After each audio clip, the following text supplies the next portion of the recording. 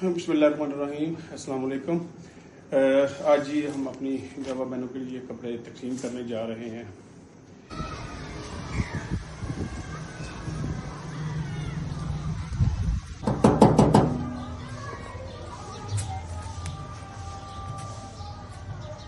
अस्सलाम वालेकुम माँ जी, क्या हाल चाल है? ठीक हो माँ जी? रोज़े शोज़े ठीक जाते पै जी? शुक्र है अल्लाह दा लख।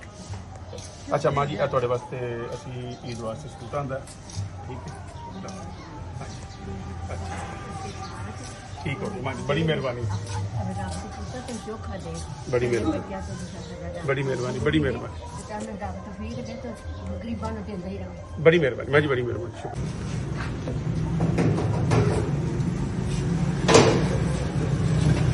अस्सलाम वालेकुम बेटा, क्या हाल? ठीक हो? लो बेटा, रमजान ठीक जा रहा है?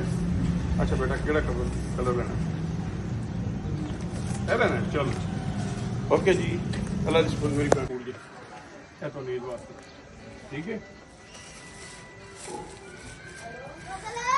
और ये ठीक है? ਅਸੀਂ ईद इंशाल्लाह।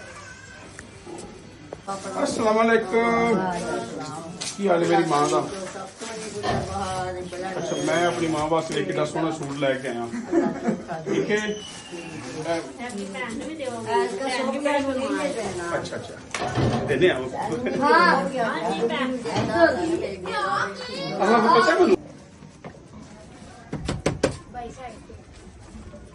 अस्सलाम वालेकुम, मेरी भैन का की हाल चाल है? ठीक हो? लो मेरी भैन ईद का तुहाडे वास्ते, ठीक है? अल्लाह पाक तुहाडी खैर करे। जी मेरी भैन, बहुत शुक्रिया, बहुत शुक्रिया, बहुत शुक्रिया।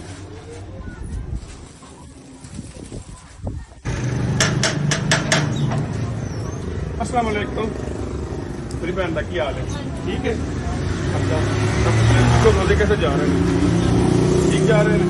अच्छा, तुहानू ईद वास्ते तेरे कपड़े ते पसंद करो, केड़ा लेना? जेड़ा मर्जी नहीं, मेरी भैन जेड़ा पसंद करेगी जो देंगे, दसो।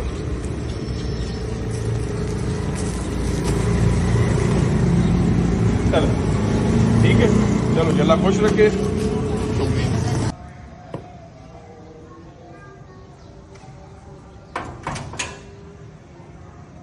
अस्सलाम वालेकुम, क्या हाल जी? ठीक हो? अच्छा, आज थोड़े ईद वास्ते सूट जे, ठीक है?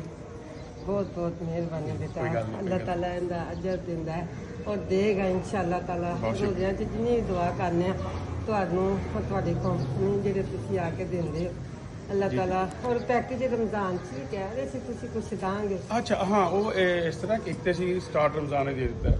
हाँ जी, ਹੁਣ ਅਸੀਂ ईद तो 2-3 दिन ਪਹਿਲੇ ਅਸੀਂ रमजान पैकेज ਤੁਹਾਨੂੰ ਦਿਆਂਗੇ ਔਰ ਇਨਸ਼ਾਅੱਲਾ ਤਾਲਾ ਅਸੀਂ ਐਤਕੀ ਤੁਹਾਨੂੰ ਗੋਸ਼ਤ ਵੀ ਦੇ ਰਹੇ ਹਾਂ, ਹਰ ਘਰ ਨੂੰ 2 ਕਿਲੋ 3 ਕਿਲੋ, ਤਾਂ ਕਿ ਈਦ ਦੀਆਂ ਖੁਸ਼ੀਆਂ ਦੇ ਵਿੱਚ ਜਿਹੜੀਆਂ ਨਾ ਤੁਹਾਡੀ ਕੋਈ ਕਮੀ ਨਾ ਹੋਵੇ, ਠੀਕ ਹੈ? बहुत अल्लाह ताला तुहानू बड़ी बड़ी मेहरबानी, बड़ी मेहरबानी, बहुत शुक्रिया, बड़ी मेहरबानी, बहुत शुक्रिया, बहुत शुक्रिया। अल्लाह ताला तंजीम नू दिन दुगनी रात आमीन, साडी तंजीम वास्ते दुआ करें जी, बस आमीन,